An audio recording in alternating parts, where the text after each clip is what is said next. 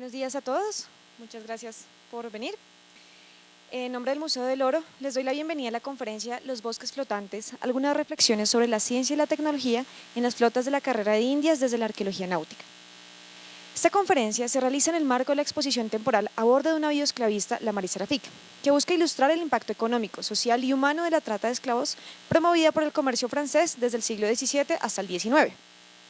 Los invitamos a visitarla en la sala de exposiciones temporales del museo y a consultar la programación cultural relacionada en nuestra página web. Para que sepan, tenemos visitas temáticas todos los martes y sábados a las 3 p.m.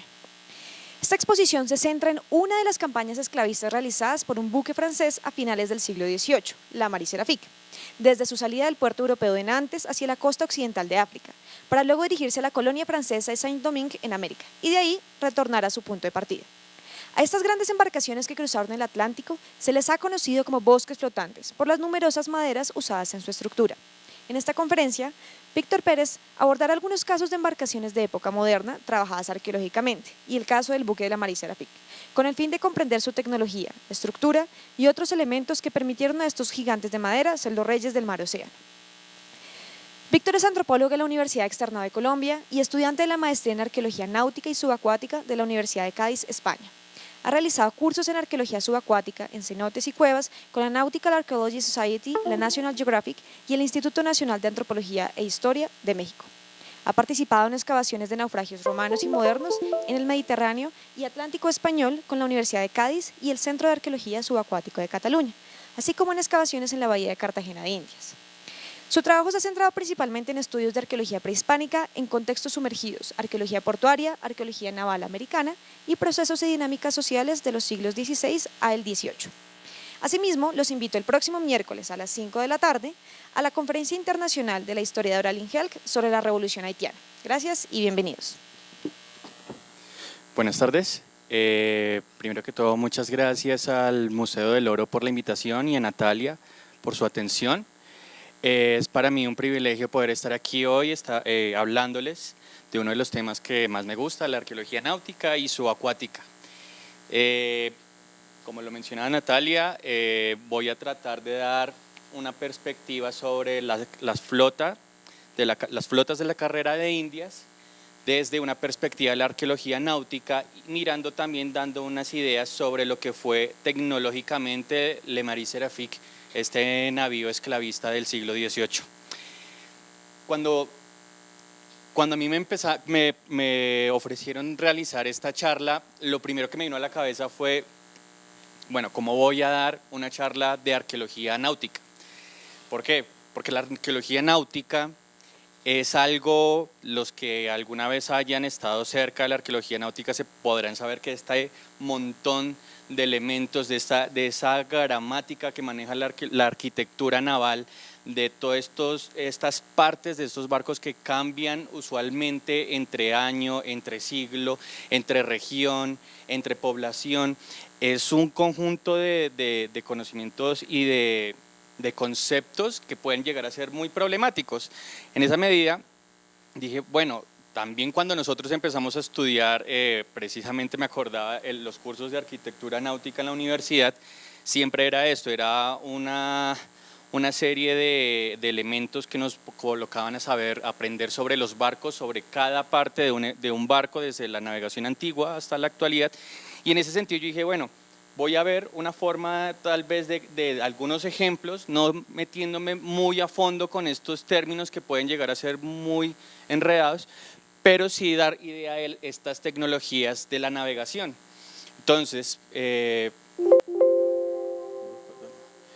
el orden de mi presentación es esta, una primera parte, hablar sobre la arqueología subacuática y la arqueología náutica versus Hollywood, el proyecto arquitectural, una breve revisión a la historia de la navegación, hablar sobre la carrera de Indias y finalmente algunas consideraciones sobre Le Marie Seraphique desde su arquitectura naval. ¿Por qué empezar por esta dicotomía que a veces ocurre entre la arqueología subacuática y Hollywood? Pues muy por decir algo, sea por empezar, Hollywood nos ha vendido una idea de todo lo erróneo que no es la arqueología subacuática, o sea, hombres llenos de oro que parecen raperos, Kevin Costner ofreciendo los servicios de Arqueonautas, que es una empresa de cazadores de tesoros en Estados Unidos, pero es una serie de ideas que van más allá. O sea, esto se está vendiendo un cine, o sea, el Jack Sparrow, los Piratas del Caribe, todo esto, eso en últimas es totalmente falso. O sea, esto no es lo ideal. Esto es una serie, esto es una fachada, que hay algo más atrás de esto, que es destruir el patrimonio, destruir los barcos, mirar un barco como si fuera simplemente un elemento de extracción y vamos a sacar oro, y pensar que toda la arqueología subacuática en últimas es el trabajo con los barcos, y no es eso. La arqueología subacuática es un trabajo que tiene que ver con todo el patrimonio, toda la historia del ser humano, toda la relación, todo lo que tiene que ver, todos los contextos sumergidos en contextos acuáticos. Pueden ser en cenotes, pueden ser en ríos, pueden ser en lagunas, pueden ser en pozos y puede ser el mar. Pero también está su componente de tierra. No se explica, nunca se puede explicar lo subacuático si no sabemos qué es lo que pasó antes en tierra con ese elemento que encontramos en las aguas. Para dar un comienzo a esto, sobre la mitad del siglo XX se empezaron a realizar los primeros trabajos de una arqueología subacuática, por así decirlo, científica. La persona que encontramos aquí, él es el arqueólogo Nino Lamboglia, italiano. Él es prácticamente de las primeras personas que empezó a realizar arqueología subacuática. Obviamente lo paradójico es que él, por ejemplo, pero no tiene nada que ver, él nunca hizo inmersiones. Él lo que hacía era que decía a veces qué era lo que tenían que hacer las personas, no eran arqueólogos tampoco, eran buzos, y los mandaba a sumergirse y a dar cuenta de los elementos que habían. En ese momento, en estas primeras épocas, lo que se piensa de esta arqueología subacuática es que son elementos autocontenidos. Entonces es un barco con elementos, pueden ser piezas ánforas romanas, pueden ser metales de comercios antiguos, todo esto. Pero eso va más allá. Y precisamente esta foto se me hace muy interesante porque es de la primera intervención que hace un naufragio. Esto que ven aquí es una draga. Y esto que ven aquí son dos pivotes de dos ánforas romanas. Estos que están en blanco, que ven en blanco, son ánforas romanas. Obviamente, cuando en la embarcación las saca a tierra, están totalmente destruidas. Después de este hecho, Nino Lamboglia va a realizar una reflexión en el primer congreso de arqueología en contextos sumergidos en Europa y va a criticar precisamente este tipo de intervenciones. Con él ya estaban trabajando personas muy conocidas como Jacques Cousteau en las costas francesas. Pero entonces esta arqueología subacuática tiene a veces ciertas especializaciones. La arqueología subacuática tiene la arqueología náutica, que es una arqueología que se enfoca también mucho en ver en todos estos procesos sociales e históricos que tienen que ver con las embarcaciones, ya sean antiguas, ya sean modernas. Y vamos a encontrar una arqueología también marítima. Una arqueología marítima es muy interesante porque tiene un aspecto muy social y es lo que le mencionaba ahorita desde el principio, y es que si nosotros encontramos X o Y elemento debajo del agua, antes de comprender ese elemento tenemos que saber todo el proceso histórico que ocurrió en tierra. Un naufragio un naufragio, por ejemplo, es un elemento que por X o Y producto de error humano o un problema natural, pero que ese naufragio, todo ese contenido que tiene ese naufragio tiene una connotación también en tierra. Entonces yo no puedo saber lo que está pasando en ese objeto sumergido si no conozco lo que pasa en tierra. Para esto, entonces, la arqueología ha desarrollado una serie de elementos, de herramientas, de geofísicas marinas para detectar elementos, naufragios o elementos sumergidos, tecnologías como el manejo de robots. La arqueología también subacuática es una arqueología terrestre, pero en agua se utilizan muchos de los mismos elementos de la arqueología convencional, el mismo tipo de registro, todo esto, la fotografía, el dibujo, los levantamientos topográficos, pero la diferencia es que se hace la arqueología subacuática, como ya les mencionaba, en un contexto sumergido, acuático, aunque también lo seguiré recalcando, también se puede hacer este tipo de arqueología en tierra. Como les comentaba otra vez, el tipo de los elementos que se utilizan para los registros de sitios sumergidos, para hacer dibujos, estos son para delimitar concentraciones de elementos arqueológicos, que entonces va más allá del arqueólogo que está yendo a, no sé, como el de Kevin Costner y Jack Sparrow, todos estos tipos, o el de la película de Mar Azul, que buscan tesoros. Aquí se está buscando es historia sumergida. Obviamente uno de los elementos muy importantes en estas reconstrucciones son los archivos. Uno también se sumerge en los archivos, y los archivos tienen una connotación muy importante,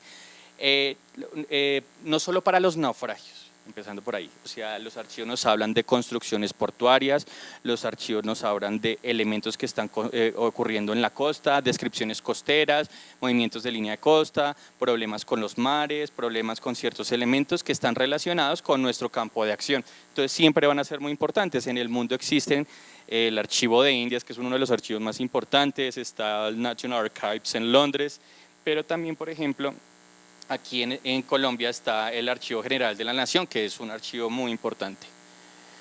Entonces, lo que les comentaba, uno de los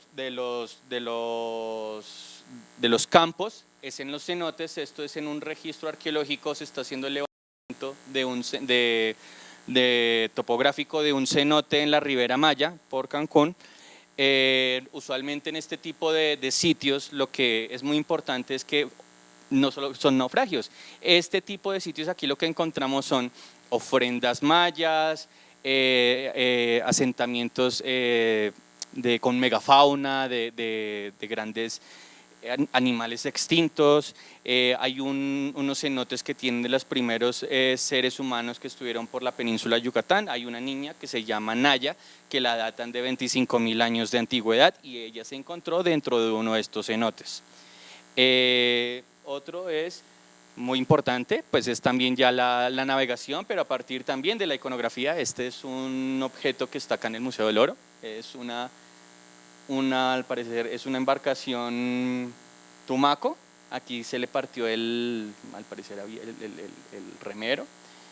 La iconografía es muy importante. A veces no se tienen los documentos, a veces cuando no se puede llegar a ese tipo de documentación con archivo escrito, pues a veces se apela a la iconografía también de los elementos arqueológicos. Esto también. Y otro de los tipos también que se encuentra en la arqueología subacuática es el trabajo con los puertos. Este es un plano del puerto imperial romano de Portos.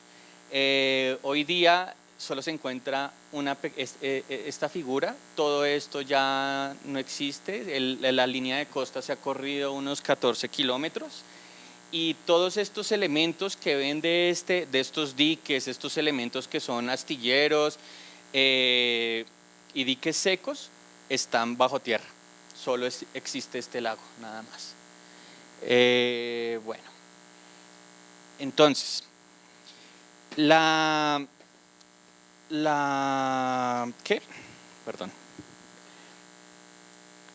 esta charla, preciso, lo que me voy a basar un poco también en estos elementos de la arquitectura, pero algo que sí quiero que quede muy claro es de dónde parte una concepción de hacer un barco. Un barco o una embarcación no es una idea aleatoria o fortuita. Es necesario, ha habido un proceso mental por el ser humano que está buscando una serie mirando unos condicionantes, pero también qué puede él alcanzar con ese tipo de construcción naval que él va a realizar. Para tenerlo en cuenta, entonces, el proyecto arquitectural es todo ese conjunto, todo ese proceso desde el principio hasta el final de cómo y por qué y para qué y cómo se va a construir una embarcación. Lo primero, entonces, es que siempre hay un constructor. Usualmente, en algunos casos, alguien le va a decir a ese constructor: mire, yo necesito una embarcación para este tipo, para un cargamento de metales, o para el transporte humano, o simplemente para la defensa, o simplemente movilidad, o lo que sea. Entonces, a partir de esto, hay una primera concepción. el constructor va a hacer una concepción de dos elementos, de una forma y de una estructura. En cuanto a la forma, se va a basar si es una construcción, y más adelante con ejemplos voy a explicar mucho mejor esto, es si una construcción puede ser longitudinal o transversal. ¿Qué quiere decir esto? Que es que a veces los barcos, usualmente los barcos como hoy día los conocemos o como a veces tenemos en la cabeza de estas grandes embarcaciones de la carrera de Indias, a veces son construidas o sobre el casco, que se denomina casco previo o esqueleto previo, o pueden ser una mixta. Y a la vez también va a haber una estructura y luego va a haber una realización. A partir de esa concepción que hace el constructor, entonces ya él va a hacer una realización a partir de estos parámetros de construcción. Una vez él tiene estos parámetros de construcción, él ya va a empezar entonces a realizar sus embarcaciones, escogiendo los tipos de materiales necesarios y siempre mirando cuál es la necesidad que se va a suplir. En estos ejemplos, entonces a continuación, en esta breve revisión, vamos a ver un poco de lo que tiene que ver con este proceso de concepción de la arquitectura de una embarcación. Primero, si en este recorrido quiero empezar por mucho tiempo atrás, específicamente acá en el Paleolítico, porque a veces nosotros no tenemos evidencias de navegación como puede ser una embarcación. Pero ¿qué pasa? Que por ejemplo en este caso, que esto es el estrecho de Gibraltar, esta parte de aquí acá lo que está, esto es una serie de sitios del Paleolítico, aquí también, y hay una cosa que los arqueólogos se han venido dando cuenta. Primero, que estos elementos se comparten, aquí hay una confluencia de los mismos elementos y en algunos casos recursos de aquí aparecen en esta zona y recursos de aquí aparecen en esta zona. Se han hecho estudios de evolución costera y de evolución del paisaje marítimo del estrecho de Gibraltar. Hay una reconstrucción hipotética del profesor Pepe Ramos, que es esta. No sé si se alcanza a ver, esto sería ya en la parte africana y esto sería como se hubiera visto hace miles de años. Obviamente esta sería la única parte marítima, se calculan unas profundidades de más o menos para ese momento de 100 metros de profundidad, entre 100 y 150 metros de profundidad. Entonces cuando nosotros no tenemos estos elementos, como les decía, hay otros tipos de evidencias indirectas que nos van a estar hablando de que posiblemente hay navegación. Hay que ver la forma de cómo juntar toda la evidencia arqueológica y darle sentido a esto. Bueno, existe otro tipo de navegación que es la navegación en balsas. O sea, la navegación en balsas es una forma predominante por cañas o por elementos orgánicos como papiro o como totora en este caso. Obviamente coloqué esto, bueno, la discusión que se habla sobre la balsa muisca, si es balsa, si no es balsa. Yo aquí, para mí sí es una balsa, pero acá entonces son estos elementos. La navegación mediante balsas es una navegación muy primitiva, es una navegación de la antigüedad, es una navegación pero que hoy día ustedes se van a dar cuenta que muchos de estos elementos perviven o de alguna u otra forma también por los materiales y todo este tipo de elementos, y de tipo de navegación se siguen realizando y construyendo ellas. Este de aquí es una réplica del Kon-Tiki. El Kon-Tiki es una embarcación que hizo como en los 60 Thor Heyerdahl, que fue un sueco. Él iba a realizar un viaje hacia Oceanía desde Perú. ¿Qué quería ver él? Que evidentemente que existía la navegación entre el imperio incaico y las sociedades oceánicas. Este barco, ya han salido varios artículos hace poco de ellos, que se está construyendo esta embarcación otra vez para realizar el mismo viaje y tratar de dar cuenta de que puede llegar a ser incluso, se puede realizar un proyecto de circunnavegación. Ya tocará ver con el tiempo si es cierto o no. Otra de las cosas es que también este tipo de elementos se ven en otros, bueno, acá tenemos el caso peruano y el caso colombiano, pero también en Egipto existe esto. solo que no va a ser con totora, sino con papiro. Embarcaciones un poco parecidas, pero eran construidas con este tipo de elementos orgánicos. Ya posteriormente vamos a encontrar las canoas monóxilas. ¿Y qué pasa con las canoas monóxilas? Las canoas monóxilas son, o sea, el primer diseño de arquitectura a partir de un elemento con un fin específico. En este sentido se está transformando una materia, en una materia que va a ser la madera.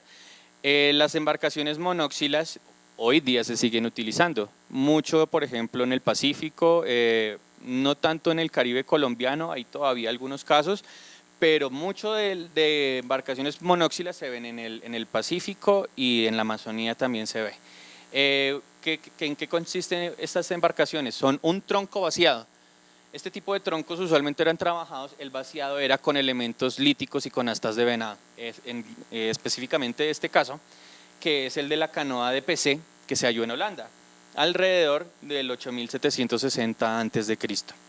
También existe esta embarcación, la canoa de Dúfuna en Nigeria, que se encontró en 7000, que tiene una de 7600 a.C. según pruebas de radiocarbono. Hay otras embarcaciones, en China existe otra del 7100 a.C. también. O sea, miren también las fechas y lo distante que están todos estos elementos. Hay navegación, la navegación es necesaria, no se necesita contacto, es una necesidad del ser humano ir al mar, preguntarse por el mar, vivir el mar y saber qué es lo que hay en el mar y ver más allá del mar. Después de esto, de esta navegación mediante canoas monóxilas, una cosa muy importante va a ser este elemento. Algunos profesionales, algunos investigadores en Europa dicen que este es como el abuelo de las quillas.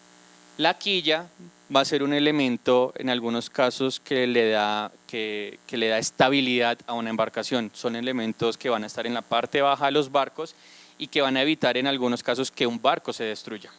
Estos elementos son, dicen algunas personas, que cuando la necesidad cuando un comercio empezó a complejizarse, a necesitar más y más espacio para realizar ciertos intercambios, se fue necesitando igualmente espacio en las embarcaciones. ¿Qué implicó esto? Empezar a colocar tablas y tablas y tablas y tablas y tablas a los lados, dando más espacio, y entonces estas canoas monóxilas convirtiéndose ya en unas embarcaciones como tal.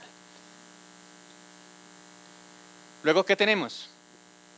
Los primeros indicios de grandes embarcaciones las encontramos en Egipto hacia el 2500 a.C. ¿Pero qué tipo de embarcaciones son estas? Son embarcaciones para navegación fluvial, no es marítima. ¿Por qué? Porque estas embarcaciones no tienen quilla, y como no tienen quilla, si salen al mar se destruye por una cuestión que se llama el quebranto y el arrufo. El quebranto y el arrufo son las tensiones que genera el oleaje sobre las tablas. Al no tener este elemento, esta quilla, simplemente lo que va a hacer es que se va a deshacer el barco. Entonces va a recorrer una milla y a la milla ya no va a existir barco sino maderas sueltas. Pero un elemento muy importante de estas embarcaciones es que son embarcaciones cosidas. Son con fibras vegetales. Por ejemplo aquí, si se dan cuenta de este elemento, estos elementos acá, están cosiendo toda la tablazón del barco. Entonces se utiliza unos pequeños engranajes de madera, y dentro de las tablas, dentro de lo que va a ser todo este casco, se van a coser y se le va a dar estabilidad entre comillas. Esta reconstrucción es de esta embarcación que se encontró al lado de las pirámides de Giza. Son dos embarcaciones, las embarcaciones de Keops, que fueron dadas al faraón para su viaje al más allá. La relación también con el viaje al más allá de las embarcaciones. Esta embarcación está intacta, la encontraron al lado de una de las pirámides de Giza, y la encontraron totalmente sin armar, estaba en puros pedacitos. El arqueólogo que se encargó de esto duró 13 años, no, sí, 13 años haciendo la reconstrucción de esta embarcación. Hay unos elementos importantes de esta embarcación y es, primero, es el tipo de, no está utilizando vela en este caso, aunque hay embarcaciones egipcias que ya están utilizando vela. La propulsión es por remos.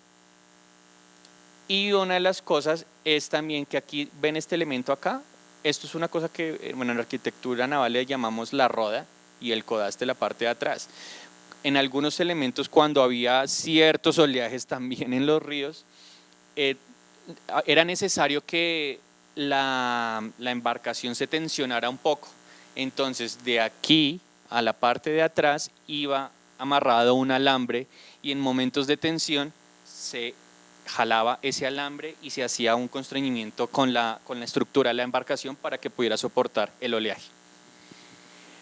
Otro es, bueno, este tipo ya de embarcaciones que es totalmente cosidas.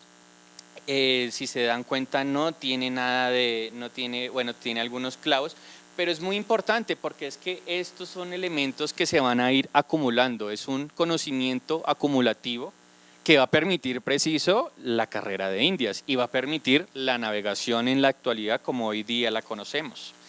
Los egipcios, pues, los egipcios no es que fueran grandes navegantes, ellos tenían, claro, en Egipto de hecho hay un problema muy grave que es la madera, las maderas no existen, entonces ellos tenían que traer maderas de otra parte.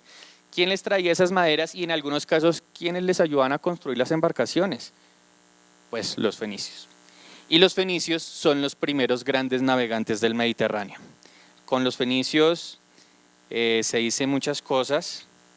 Voy a leer un fragmento muy cortico de Ezequiel 8 del Antiguo Testamento, que hace una descripción de la navegación, del tipo de embarcaciones y de una de las ciudades más importantes de los fenicios, que es Tiro. Dice: dirás a Tiro, que está asentada a las orillas del mar, la que trafica con los pueblos de muchas costas. Así ha dicho Jehová el Señor: Tiro, tú has dicho, yo soy de perfecta hermosura. En el corazón de los mares están tus confines. Están tus confines. Los que te edificaron completaron tu belleza. De que hayas del monte Senir te fabricaron todo el maderaje. Formaron cedros del Líbano para hacerte el mástil. De encinas de Basán hicieron tus remos. Tus bancos de pino de las costas de Quitim incrustados de marfil. De lino fino bordado de Egipto era tu cortina, para que te sirviese de vela. De azul y púrpura de las costas de Lisa era tu pabellón. Los moradores de Sidón y de Arbat fueron tus remeros, tus sabios, oh Tiro, estaban en ti, ellos fueron tus pilotos. O sea, acá hay un elemento también de arqueología bíblica que nos está dando una descripción de este tipo de embarcaciones. Pasa una cosa con los fenicios, es que acá nos estamos entrando estamos en el 2500, 2700 antes de Cristo. Usualmente no se consiguen mucha documentación para tratar de ver el tráfico. Lo que existen son este tipo de elementos, las réplicas en cerámica, los mosaicos y los elementos arqueológicos de los cuales realizan elementos de arqueología experimental, como este caso de la embarcación Olimpia. Pero entonces, bien, ¿qué pasa con los fenicios? Los fenicios están ubicados más o menos por donde es Israel, por toda esa costa del Mediterráneo oriental. Van a estar entre Tiro, entre Sidón, entre Biblos y entre Biblos. Ellos son grandes navegantes, ellos son navegantes que no van a hacer un tipo de navegación que se llama navegación de cabotaje. La navegación de cabotaje, para que me entiendan, es una navegación que se hace muy cerca a la costa, bordeando las costas sin perderla. Pero ellos van a hacer una navegación también que se llama la navegación de altura.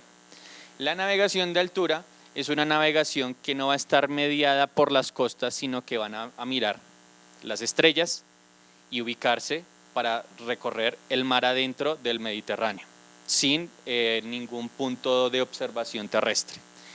¿Qué implica eso? Pues implica tener un conocimiento astronómico muy puntual, un tipo también de conocimiento de las circunstancias de los ciclos oceanográficos del Mediterráneo, y va a implicar también un tipo de construcción de naves muy específico, que hasta hoy día lo vamos a seguir viendo en algunos elementos, y es estas naves, este tipo de embarcaciones ya no son cosidas, sino que tienen un sistema que se llama lengüetas o mortajas. ¿Qué son las lengüetas o mortajas? Son algo, a ver si creo que más adelante. Estos son las lengüetas y mortajas. Son maderas que tienen estos huequitos, estas mortajas, y se van a unir con estas lengüetas. Entre madera y madera los cascos se van juntando. ¿Y qué permite esto? Que le va a dar más dureza a una embarcación. Entonces, cuando una embarcación salga a mar afuera, en este tipo de navegación que ya les comentaba, van a resistir mucho. Si fuera una embarcación cosida, no duraba nada. Entonces, bueno, ¿qué pasa también con los fenicios? Los fenicios hacen una navegación mediterránea. Ellos colonizan, tienen una serie de colonizaciones en Cartago, Cartago Nova, Cádiz, Gadir, todo este tipo de ciudades en el Mediterráneo occidental, y que van a crear este tipo de navegación por los paralelos, especialmente por el paralelo 48, que va a ser muy importante para la navegación antigua, y que conecta muy interesantemente lo que fue el Coloso de Rodas con los pilares de Hércules en Cádiz. Este mosaico es muy interesante. ¿Por qué? Porque nos está dando diferentes tipos de embarcaciones. Las embarcaciones, son varias. Hay para dos servicios, los mercantes y los militares. Para los mercantes está el gola y está el hipos. El hipos siempre rematado con un caballo. Estas embarcaciones son embarcaciones panzudas, claro, porque se necesita una bodega para contener los materiales para el transporte. Y hay otros que van a ser ellos los que construyen este tipo de embarcaciones, que se llaman los birreme o trirreme, que son embarcaciones, las abuelitas de las galeras, y son embarcaciones manejadas por 2 remeros en cada sillar, o 3 remeros, utilizando lo que vemos acá, una vela cuadrada que le va a dar mucha más potencia. Este caso de esta embarcación es muy interesante. Esto es un experimento es un trabajo de arqueología experimental que se llama la embarcación Olimpia. Hicieron una embarcación idéntica, o sea, aquí tiene todas sus partes, y se dieron cuenta de algo, que las personas, los arqueólogos que construyeron esto, cuando fueron a realizar el experimento de navegación, cuántos nos alcanzaban, se dieron cuenta que no cualquier persona la podía manejar. Eran de pronto arqueólogos muy flaquitos o algo así, y les tocó llamar a un equipo olímpico de remeros, creo que fue de Inglaterra, y ellos alcanzaron a obtener unos 10 nudos. Unos 10 nudos es mucho para una embarcación de estas. Entonces, aquí sí se dan cuenta, entonces es esto, o sea, también el tipo de embarcaciones, pero hay un elemento muy bonito aquí en este mosaico, y es que si se dan cuenta, esos son embarcaciones, los birremes, son embarcaciones de guerra, pero aquí no sé si se alcanza a ver, hay mujeres, porque están escapando del Mediterráneo oriental y se están yendo. Este es el momento en el que los cananeos, como se les conoce en la primera parte de los fenicios, se iban a Cartago. Ya después de esto existe las fundaciones, las colonias fenicias en el Mediterráneo occidental van a generar también otro tipo de embarcaciones y van a mantener también. Hoy día lo fenicio arqueológicamente es casi que nulo encontrarlo, o sea, es una suerte, porque muy pocas embarcaciones posiblemente se hundieron o están en grandes profundidades. Pero aquí en España pasó un caso muy interesante. Este es el sitio de Mazarrón, en la costa mediterránea, y se encontró a 2 metros de profundidad, que se logra ver con una careta, y más o menos son como a 10 metros, 15 metros de la costa, o sea, está muy cerca. ¿Qué permitió esto? Pues primero, hacer operaciones de buceo de registro sin gastar mucho aire, y por las condiciones en las que se encontraba el Mazarrón. Este es el Mazarrón 2, existen dos embarcaciones de estas, Mazarrón 1 y Mazarrón 2. Este, que es el Mazarrón 2, se conservó muy bien, de hecho tenía elementos de la carga, y la carga precisamente es esto, la carga que tiene fueron bloques de litargirio, que es un elemento que se necesita para separar la plata. Pero esta embarcación es una embarcación muy pequeña. Se cree que esta embarcación es una navegación de cabotaje por todo el Mediterráneo. No iban a utilizar pues una embarcación como las que les mostré anteriormente para hacer ese tipo de transacciones. Pero bueno, posteriormente entonces vamos a encontrar ya este tipo de embarcaciones. Las embarcaciones griegas son muy curiosas. Las embarcaciones griegas toman esa tradición fenicia y la empiezan a mejorar. ¿Cómo la mejoran? Ese sistema de espigas y mortajas lo empiezan a complejizar. Entonces ya no solo es la espiga y la mortaja, o la lengüeta y la mortaja, sino que también van a haber una serie de tranquitas. Las van a fijar, y además esas trancas van a estar amarradas. O sea, es un barco cosido, pero también es un barco macizo y con trancas. ¿Qué quiere decir esto también? Que es un barco, estos barcos son usualmente barcos que lo primero que se construye son los cascos. Una vez que se construye el casco, se tiene la forma del casco, se van a construir los elementos que le van a dar fortaleza adentro, que van a ser el esqueleto. Este tipo de embarcaciones, con esta concepción, que es una concepción longitudinal, ver la construcción desde el casco, se va a conocer como casco primero. Y posteriormente vamos a ver otras que se van a llamar esqueleto primero, que son las que parten de las cuadernas, y cuando una vez se tienen las cuadernas o el esqueleto del barco, se van a empezar colocando el forro, y ahí sí el último va a ser el casco. Esta embarcación entonces muestra también, esta es la Cala San Vicente, también en cercanías de las costas españolas, y aquí se ven, no sé si se logra ver un poco el sistema de las tracas, de las lengüetas. Y aquí, esto sí no se ve nada, pero aquí también hay una serie de huequitos, y esos huecos que hay ahí son los elementos donde van a estar los cosidos de las embarcaciones. Como ya les decía, estas embarcaciones aprovechan esa tradición fenicia y la mejoran. Y aquí vamos a ver algo que va a seguir pasando, y es que por alguna razón las sociedades o estos gremios navales son los que menos están abiertos al cambio, por así decirlo. ¿Por qué? Porque uno encuentra grandes tradiciones de arquitectura naval que se siguen permaneciendo, incluso hoy día. Y hablando también, ustedes pueden hoy día hablar con arquitectos navales en los astilleros tradicionales de Colombia, y son personas que tienen un conocimiento de tradición y que no ha cambiado mucho. Han cambiado algunos elementos, pero la concepción del barco sigue siendo igual. Y esto es algo que pasó anteriormente. O sea, son siglos y siglos y siglos de constancia, de constancia y de constancia. Van a cambiar pequeños elementos.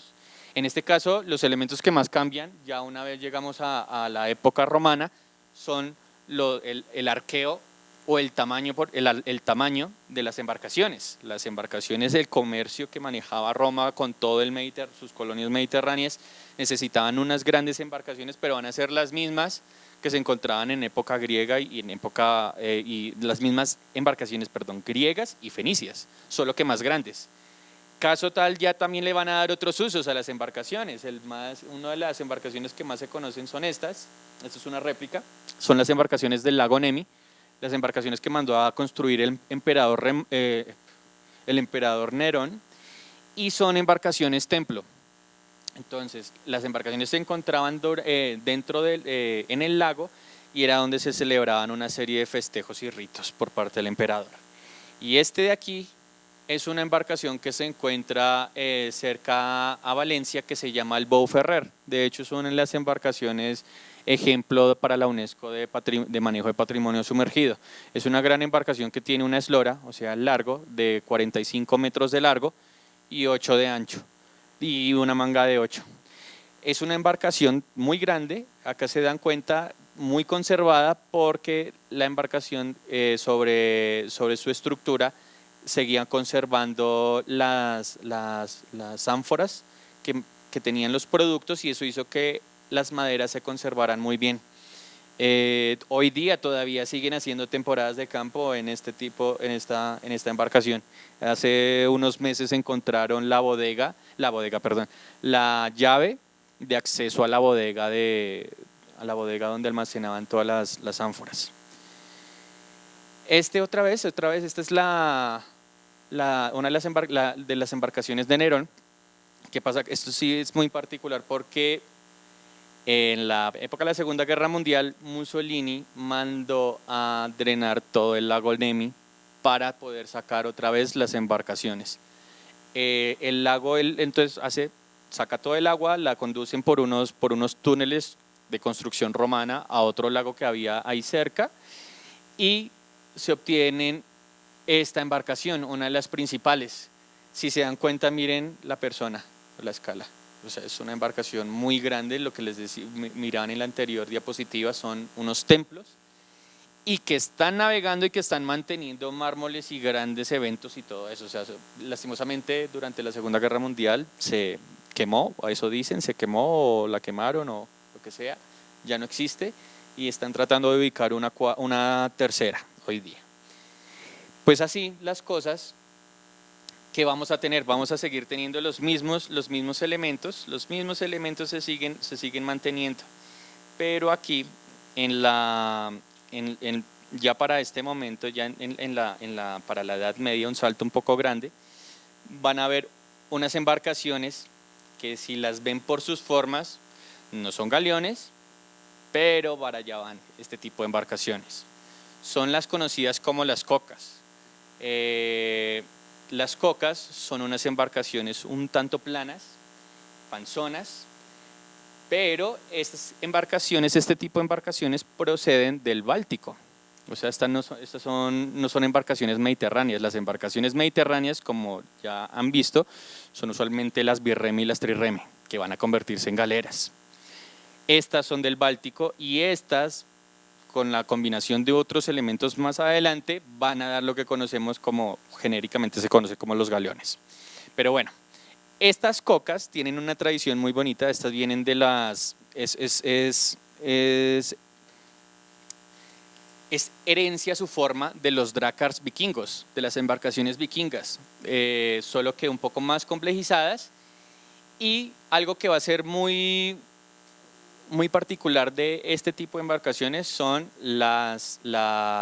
un mástil. Solo va a tener el palo mayor, nada más, y una vela. De resto son embarcaciones muy pequeñas. No van a tener, como más adelante se van a dar cuenta con estos elementos que más ahorita les mostraré. Son embarcaciones para la guerra, son embarcaciones por su panzudez, por su tonelaje para el comercio.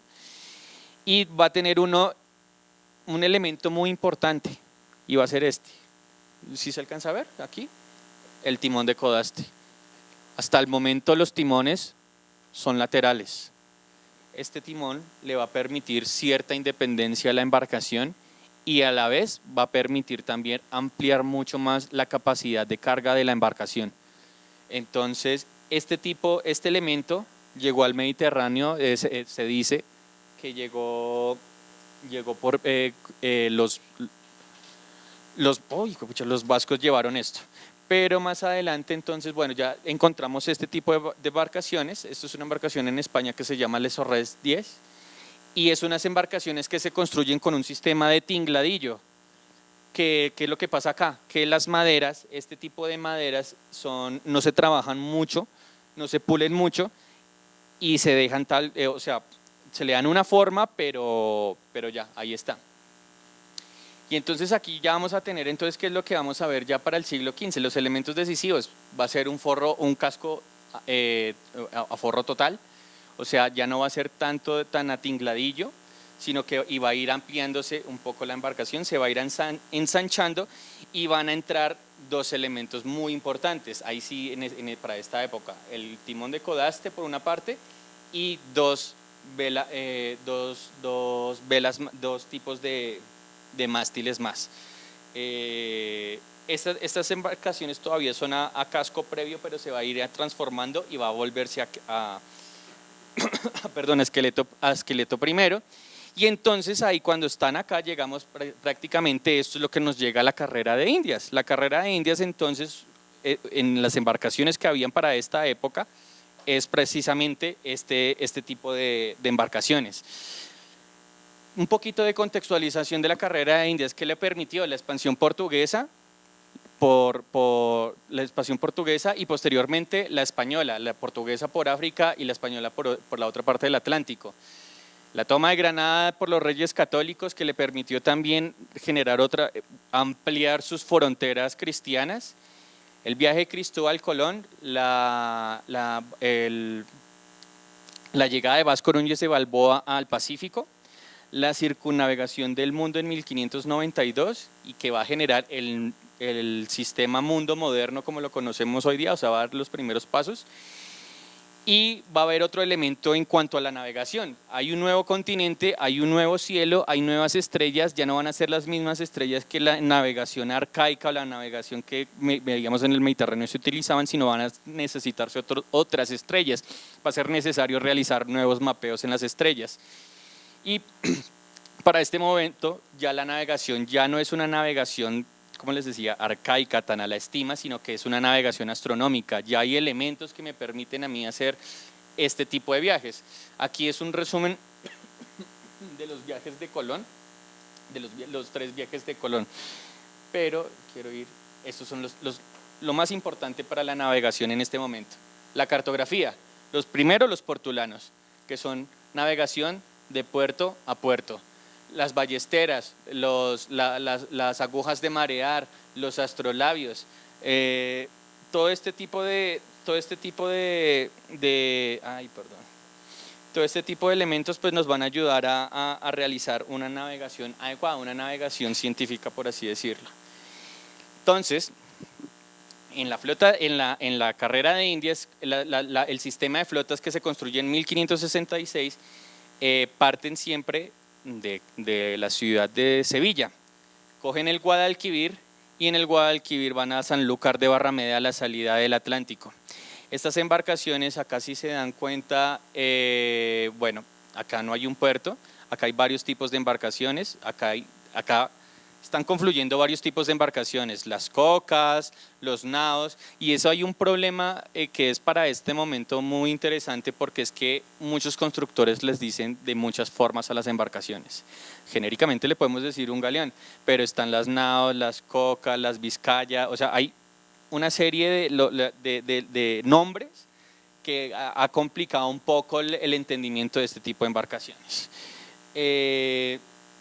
Uno de los elementos importantes aquí va a ser la batalla también de Lepanto. En este momento aquí si se dan cuenta, es una batalla que se realiza contra los turcos de la Liga Santa, a cargo de Álvaro de Bazán, y ellos acá utilizan estas embarcaciones, las vamos a ver por ejemplo aquí en América, específicamente lo que tiene que ver con todas las galeras y las galeazas van a ser embarcaciones que van a estar defendiendo las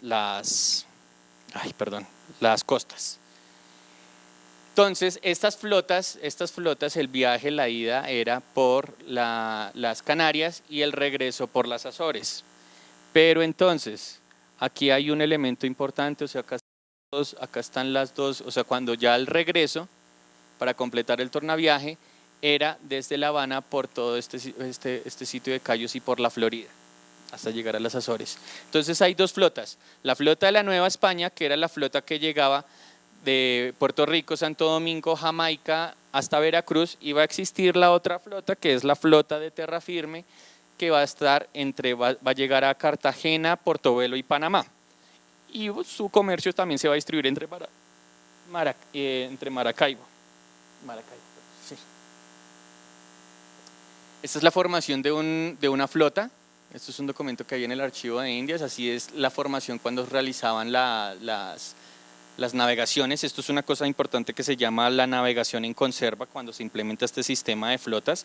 No solo se implementa la forma en que hay que navegar, sino que ya desde mucho antes se implementa la forma en la construcción de los barcos, el tipo de maderas que se van a usar, de dónde se cortan las maderas, quién maneja esas maderas, todo lo que tiene que ver con las maderas. Y entonces acá encontramos algo. Bueno, esto lo tomo de un libro muy lindo que se llama el álbum del Marqués de la Victoria, que es una embarcación, un álbum de toda la historia prácticamente naval de Europa. Aquí está muy interesante porque aquí está mostrando, bueno, una serie de elementos, los árboles, los maderos que se necesitan en su estado natural para construir estas grandes embarcaciones. Se puede dar una idea de la mano de obra que se necesita y de algunos elementos, grúas y todo eso. Es un trabajo que está totalmente dividido, es una subdivisión del trabajo muy tenaz. Y también hay un conocimiento muy específico sobre las materias primas que se van a trabajar, robles, cedros, olivos. Hay una serie de maderas y todas las embarcaciones no utilizan solo un tipo de madera, se utilizan varios tipos de madera, dependiendo de la parte con la que se va a construir el barco, se designa ese tipo de madera. Y aquí entonces vamos a ver, aquí no se ve bien, pero esto es un inventario de las maderas, de los tipos de árboles que hay por región en España. Los tipos de árboles, cuánto ha crecido anualmente, cuántas especies hay, qué tipo de especies hay y para qué las van a destinar. Todo eso está totalmente, la corona mandaba a planificar muy bien las construcciones de sus embarcaciones y a conocer muy bien ese tipo de las maderas que ellos iban a tener, que obviamente eso va a generar años después un problema de deforestación tenaz en España que apenas hoy día medio se ha arreglado un poco. Las maderas cuando faltaban, es que una embarcación utiliza mucha madera y cuando faltaban las maderas las compraban en el Báltico. Aquí podemos ver entonces otra vez otra lámina que nos habla del tipo de madera y del trabajo de madera. Entonces aquí está desde la corta de la madera y el almacenamiento de la madera. Nos están hablando también de esos momentos específicos en los cuales hay que cortar una especie arborífera. Y aquí para ya construir el barco entonces vamos a necesitar de este tipo de elementos también. Los astilleros, que son pues el dique seco, y este tipo de elementos como poleas para hacer los levantamientos de las maderas y todo este tipo de materiales. Ya entonces aquí encontramos algo muy interesante y es que los árboles no es que se corte el árbol y se corte una madera, se corte el tronco y del tronco salen 1000 figuras, no. Cada árbol se mira, esto es lo que hacen los inspectores de la corona, miran los árboles y designan una parte de ese árbol para un elemento específico. Va a ser una correa, va a ser una varenga, va a ser un genol, va a ser parte del casco, lo que sea. Y hay otra cosa más importante, que por ejemplo este tipo de árboles, esto no es que crezca natural. Aquí se le ha colocado usualmente, se le colocan una madera para que vaya tomando naturalmente la forma de que ellos van a necesitar para tener esto que ven aquí. Entonces lo que vemos aquí en una embarcación es esto, es un bosque con unas formas específicas, una tablazón, sus partes, pero siempre es un bosque que está navegando con un tipo de maderas y muy distintas. Bueno, ya lo que tenemos también para este momento es una cosa muy particular y es que los voy a decir galeones, no lo debería decir, pero pues para no dar tantos nombres específicos, son este tipo de embarcaciones, parecidas un poco a las cocas o a las carabelas, pero que van a ser mucho más grandes y van a estar destinadas, si las ven, si se ve que están como gorditas, ¿Por qué se necesita que sea? Porque se necesita un mayor arqueo, un mayor tonelaje, porque es que el comercio con América era un comercio, y no solo con América, sino con otras partes del continente africano y del Báltico, se necesitaban grandes espacios para hacer solo la menor cantidad de viajes posibles, porque además era un viaje anual. Entonces, se vuelven más, empiezan a ampliar, ¿y qué van perdiendo? Van perdiendo estabilidad y van perdiendo dinamismo. ¿Qué pasa? Que por eso eran presa fácil estas embarcaciones de la época del corso inglés. O sea, las embarcaciones inglesas eran embarcaciones pensadas para ser ligeras y para coger una embarcación española y chao. O sea, poder acceder a sus materias que transportaba. Y estas embarcaciones entonces tienen un alcázar a este lado y un castillo. Si se dan cuenta está artillado, no de la mejor manera como vamos a ver más adelante, ya la última, y ya. Entonces, bueno, y como se dan cuenta es una serie de elementos que se retomaron desde la antigüedad y que se vienen, o sea, esto es parte de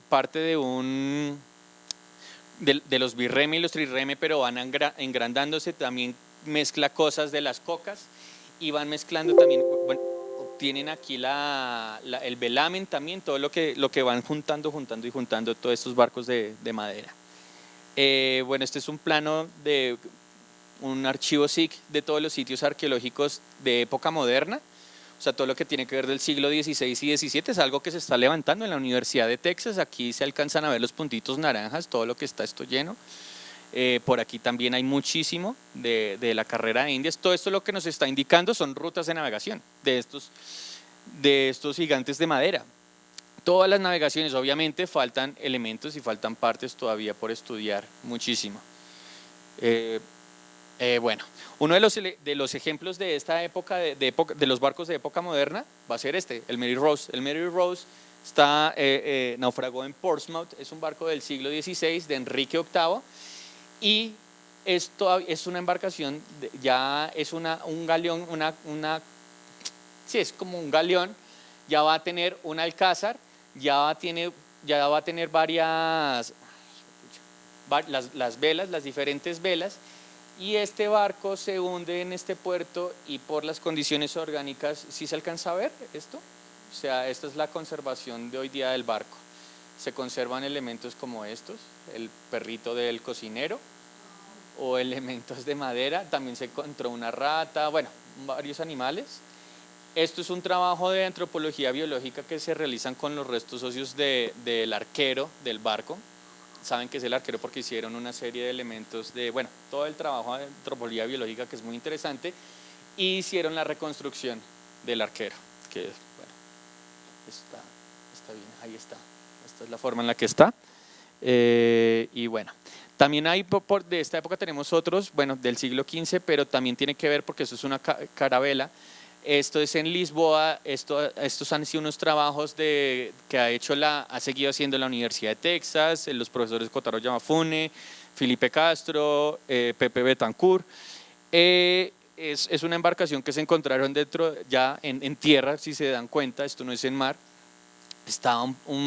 quedaba todavía una parte de la obra viva, perdón, es la parte sobre la línea de flotación hacia abajo, es lo que se conoce en la arquitectura naval como obra viva, y de la línea de flotación hacia arriba es lo que se conoce como obra muerta.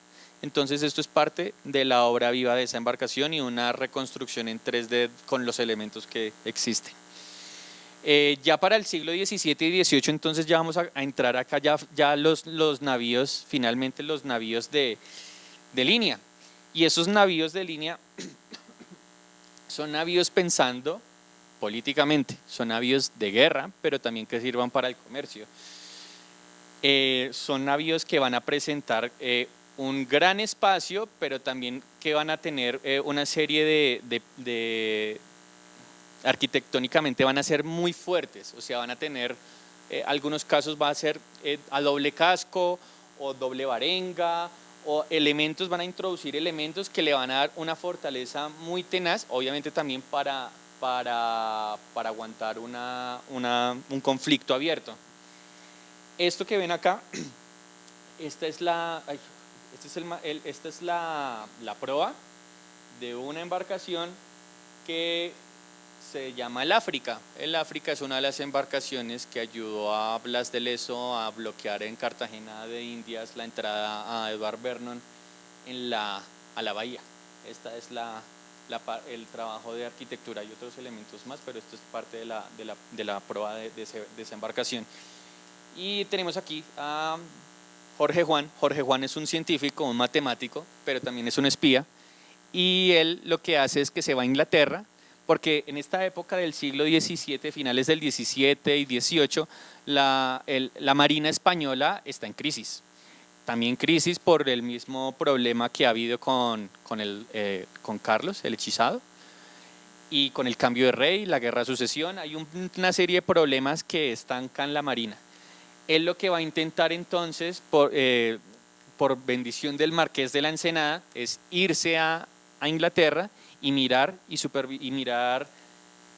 todos los astilleros, qué es lo que está construyendo Inglaterra, cómo lo está construyendo, mirando, o sea, es un James Bond, se lleva los planos, pero también se lleva a la gente, convence a la gente para que se vaya a España y empiecen a construir esas embarcaciones, pero mejoradas aún. ¿Qué pasa? Que luego cambian el Marqués de la Ensenada, queda relegado, y la nueva persona al mando como que no la lleva bien con él, entonces muchos de los proyectos, o sea, las embarcaciones que él alcanzó a construir son embarcaciones muy buenas, pero embarcaciones que las dejaron casi prácticamente perder por problemas de egos en ese momento. Pero tenemos esto, las embarcaciones, los navíos, los que les decimos, los navíos de línea. Los navíos de línea, para que sea un navío de línea, tiene que tener más de 50 cañones. Si tiene menos de 50 cañones, no es navío de línea. Y siempre van a tener varias cubiertas, de 2 a 3 cubiertas, y en algunos casos va a tener hasta 4 cubiertas, que 4 cubiertas va a ser el caso de la Santísima Trinidad, del barco insignia de España del siglo XVIII, que tiene 4 cubiertas y 176 cañones. Este que ven acá se llama el Victory, es un navío de guerra, le perteneció al comodoro Nelson, hizo parte de la batalla de Trafalgar, es uno de los elementos, bueno, está muy bonito todo, lo han cambiado muchas cosas, ya casi no es de madera, sino es puro metal, pero lo hacen ver como madera porque es el buque insignia de Inglaterra. Gracias a esta embarcación estuvo en la pelea de Trafalgar, donde el comodoro Nelson le arrebata la victoria a los españoles y a los franceses. Y además en esta batalla hay, bueno, por si quieren ver en Facebook, hay una demostración que hacen de esta embarcación de una andanada, como se ven los cañones en funcionamiento, que todavía algunos sirven muy bien. Pero entonces aquí en esta guerra, en la de Trafalgar, encuentran por ejemplo esta embarcación que se llama el Fogué. El Fogué es un navío de línea de 70 cañones, se encuentra muy cerca a Cádiz. Resulta que en la batalla de Trafalgar el Fogué da su pabellón, o sea, ya se da por perdido. La embarcación inglesa llega a remolcarla, y en ese momento, esto fue en 1805, cuando llega a remolcarla, llega un temporal, y el temporal es tan fuerte que empieza a hundir un montón de embarcaciones. Lo que hacen los ingleses es que sueltan las amarras y ellos siguen para su parte y dejan que todos los barcos se los arrastre el temporal. El temporal arrastra preciso al Fogué, se encuentra esta embarcación y esto es lo que sobrevivió de la embarcación. Claro, arqueológicamente cuando uno trabaja y encuentra solo este maderamen y algunos elementos, porque no están todos los cañones completos de los que deberían estar, pues cómo interpretar de que verdaderamente es el Fogué. Pues los arqueólogos tuvieron mucha suerte porque encontraron este elemento. Es un botón 79, el botón 79, que es parte del uniforme francés.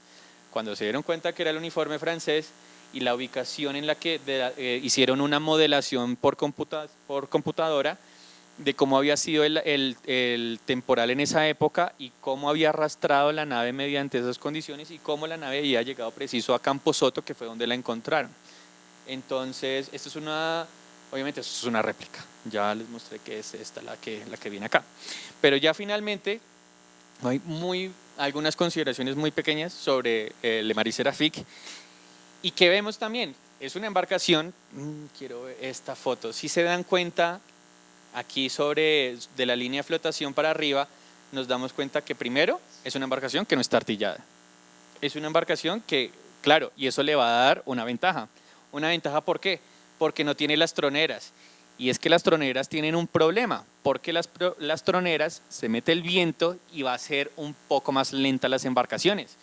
Estas embarcaciones prácticamente son parecidas a la de los famosos navíos de aviso, que eran los navíos del correo en la carrera de Indias. Pero ¿qué más también? Bueno, encontramos todo el velamen, pero no es una embarcación muy grande tampoco. Es una embarcación, a ver, es que acá no se ve bien, pero no supera los 30 metros de eslora. Es una embarcación muy pequeña. Aquí se logra, miren, por ejemplo, la parte de las bodegas. Las bodegas son amplias, pero no tan amplias. Toda esta parte, todo este sector, o sea, acá que pasa algo muy interesante con lo de las cubiertas, que se genera una entrecubierta para aprovechar el espacio y donde van a efectuar la acomodación de las personas con las que van a traficar. Lo que he visto es que hacia este costado era donde se ubicaban las mujeres y hacia este los hombres. Esto lo que ven acá es el camarote del capitán y del segundo al mando. Y si se ve aquí, obviamente aquí se ve, o sea, espacios muy pequeños. Es una embarcación muy sencilla, que es muy interesante en algún sentido, en el sentido técnico, porque primero la cuestión de que si era una embarcación que venía en conserva, o sea, que se viajaba con otras embarcaciones más, o si no era necesario. Aquí en las pocas fotos que se ven no se logra ver tampoco el artillado de la nave. Es una nave que por su forma sí le va a favorecer ser muy rápida, muy veloz, lo que le va a indicar que las operaciones de este viaje triangular entre Nantes, Luango y Santo Domingo no vaya a ser tampoco tan demorado como van a ser las otras de las embarcaciones de las flotas de Indias. Ya con eso, sí, con eso quería terminar y bueno, muchas gracias.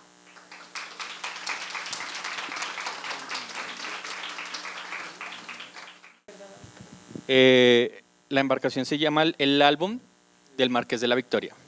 ¿Y eso dónde está? Eso lo encuentras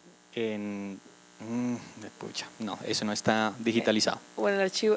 No, tienen ahí, hay que comprarlo o hay que ir a un archivo, el AGN. No sé si la biblioteca Luis Ángel Arango lo tenga. Sé que algunas bibliotecas en el mundo sí lo tienen porque es un archivo muy importante y es muy hermoso. Okay. Son láminas muy grandes y te están explicando todo el proceso, no solo de la construcción naval de ese momento, sino algo como lo que yo mostré también, es desde los fenicios hasta el siglo XVIII y todos esos elementos, todos los tipos de construcción, pero sí, de pronto se debe conseguir en alguna edición. Okay. ¿Y esas láminas que mostraste de los maderos con los cuales se construían las naos y eso lo sacaste del archivo de Indias? Unos salen del archivo de Indias, otros salen del álbum del Marqués. Son unas fotos que me han facilitado. Claro. Sí. Y claro, en ese álbum están la forma también de los árboles. Hay más formas y está también la descripción de cómo se está utilizando las mismas maderas para darle unas formas específicas a los árboles, para que obviamente cuando ya lleguen al talado, a utilizarlo, no haya que hacer trabajo de más. O sea, los árboles se cultivan de tal forma que los obligan a que no. Exactamente, es un proceso, o sea, por eso les mostraba, es una contabilidad minuciosa por ese afán enfermizo de la corona de tener todo, por lo menos cerca de ellos, controlado, y entonces ellos están anotando, estas notas son mensuales. Okay. O sea, ellos mensualmente están mandando un delegado de la corona y ellos están haciendo ese estudio por región en España. Entonces están mirando cuánto ha crecido el árbol, qué tipo de árbol es, si es un roble, bueno, lo que sea. Entonces, sí. Ok, maravilloso. ¿Qué tal, Víctor? Gracias por la presentación. Tengo dos preguntas. Una es, ¿qué tiempo estimado duraría la construcción, digamos, de cero a ponerlo en el mar de uno de estos grandes navíos de la Marina Española? Y la otra aplicaría para esto y también ya para el caso de estos navíos esclavistas o de este comercio triangular del siglo XVIII. ¿Cómo era el mantenimiento? ¿Había un mantenimiento en puertos durante el viaje o había un mantenimiento al finalizar todo el gran ciclo de viajes? ¿Y de qué se trataba este mantenimiento, sobre todo en términos del casco y de la estructura, como que había allí detrás de eso? Gracias. Bueno, con respecto a la última que me dices, claro que les hacían mantenimiento.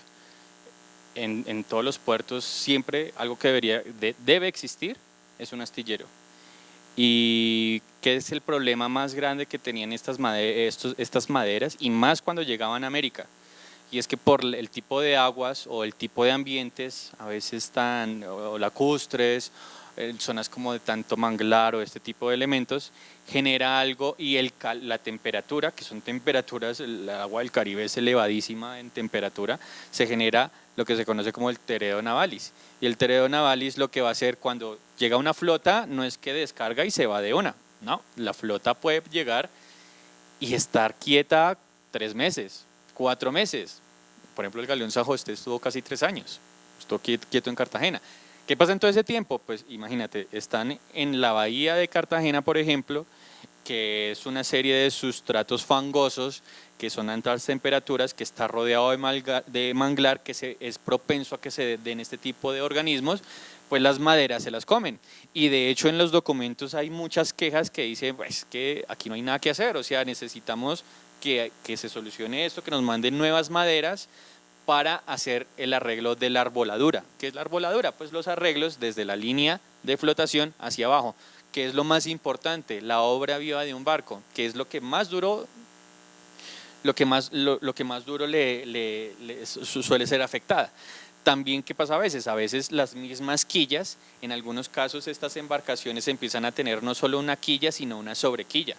¿Por qué? Porque cuando están pasando, están navegando y están apenas conociendo el sistema por donde está, el espacio, el paisaje por donde navegan, a veces se pueden dar con un bajo o con un fondo rocoso. ¿Qué pasa? Pues se va a dar. Y entonces, ¿qué pasa? Si va a tener solo una quilla, nada que hacer, se jodió ese barco. Pero entonces por eso empezaron a generar eso y luego también para contrarrestar eso y para darle más velocidad al barco empiezan a colocar también planchas de cobre o de plomo sobre la obra muerta, la obra viva, perdón. ¿Por qué? Porque eso le va a permitir deslizar más con el agua. Y, perdón, la primera era sobre la construcción de un barco. La construcción de un barco, ahí sí también depende. Puede durar entre 1 año o puede durar entre 2 años. Y ahí también depende varios elementos específicos. El elemento político va a ser también muy determinante.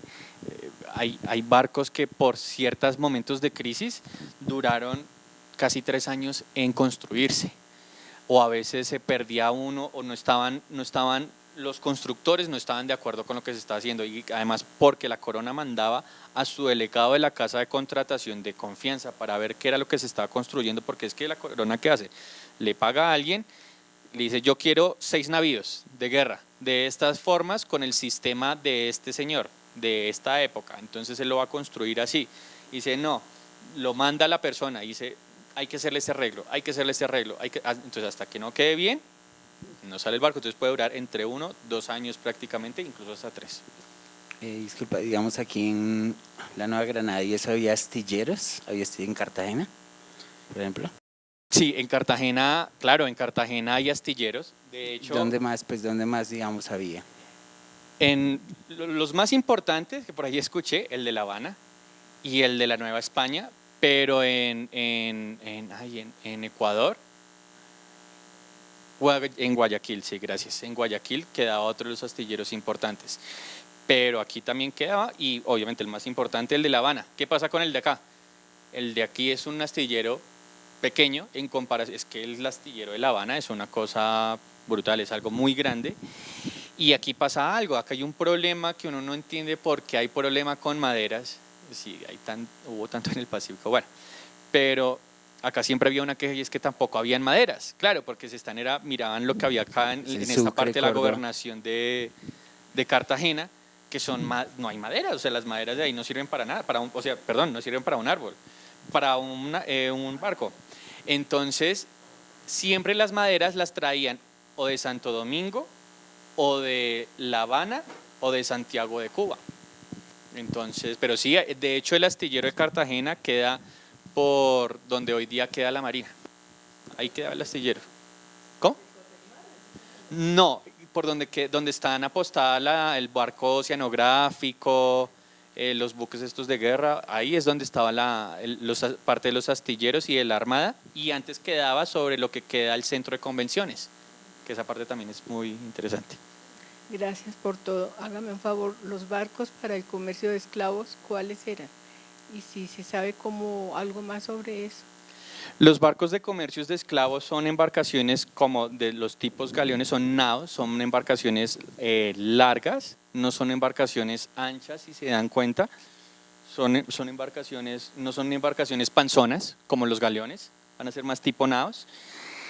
¿Y qué pasa con este tipo de embarcaciones, si se sabe o no se sabe más de eso? Arqueológicamente, la respuesta es que mucho arqueólogo ha evitado, por lo que políticamente representa este tema tan particular, en trabajar. ¿Se conocen? Claro que se conocen. Se conocen en España, se conocen en Portugal, se conocen en África, embarcaciones que estuvieron dedicadas al comercio de personas. Pero los mismos profesionales, los gobiernos han querido dejar un poco a veces un lado ese tipo de investigación y centrarse más en otras embarcaciones como las embarcaciones arcaicas, antiguas, o embarcaciones que tengan que ver con otro tipo de elementos de guerra o algo así.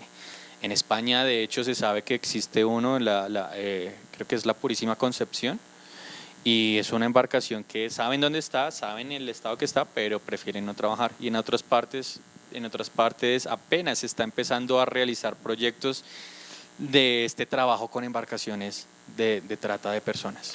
Entonces es muy poco lo que se sabe arqueológicamente.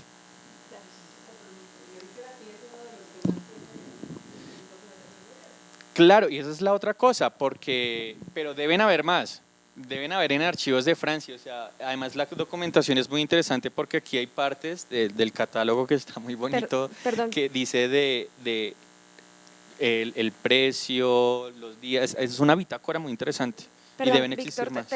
Ángela, este documento es único en su especie porque es un documento contable hecho por las personas, los tripulantes del barco. Es un documento también histórico valioso porque solo existen planos abolicionistas que se creía que exageraban sobre el número de personas que eran metidas en estos barcos. Esto no es un documento de un abolicionista, sino de alguien que trabajaba en el negocio. Y son muy parecidos. Quiere decir que no es una exageración de los abolicionistas, pero es un documento valioso porque decía cómo venían, como un poco la realidad económica, que asimismo es humana, de las personas que iban ahí. Pero existen muy pocos registros de esto. Esto existe porque es económico y era una propaganda. En la exposición se puede ver un poco mejor, abajo a la derecha menciona cuántas niñas, cuántos hombres, cuántas personas iban dentro del barco, porque esto generaba réditos, ¿no? Entonces a las personas que cuando llegaban a Santo Domingo y asimismo en Francia les decían, vea, invierta acá, que de 100 personas solo se mueren 3. Mire que esto es, porque una travesía completa de un barco costaba el sueldo de un capitán, que ahorita viene siendo como el gerente de Avianca, no sé, durante un año. Una travesía era así de costosa y en ella tenían plata, no solamente los esclavistas, ¿no? Esto es un negocio en el que participaba la iglesia, el Estado, los comerciantes, toda la población, ¿no? Pero como dice Víctor, es muy poco lo que se sabe desde el punto de vista arqueológico, pues porque tiene unas implicaciones muy grandes, pues excavar este tipo de eso.